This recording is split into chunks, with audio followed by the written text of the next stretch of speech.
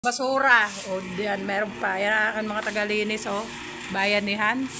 Meron pa doon sa tambak. OMG, wala kang higaan. Ayun, oh. Sayang yung kutsun. Nagkasugat-sugat na yung kamay ko. Ang bait nung nakablo, oh. Hindi mo yan naman mauutosan. Pag doon sa kanilang opisina, hindi yan makapaggayaan. Siya ang boss. Ngayon, no choice ka. Ikaw ngayon ang tao. Pag nandun siya sa opisina nila, siya ang taga-utos.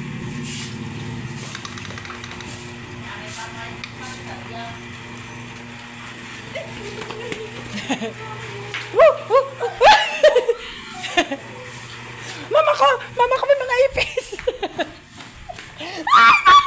Nalipad! Nalipad ang ipis, sorry ko. Bakit kayo nalabas sa lungga?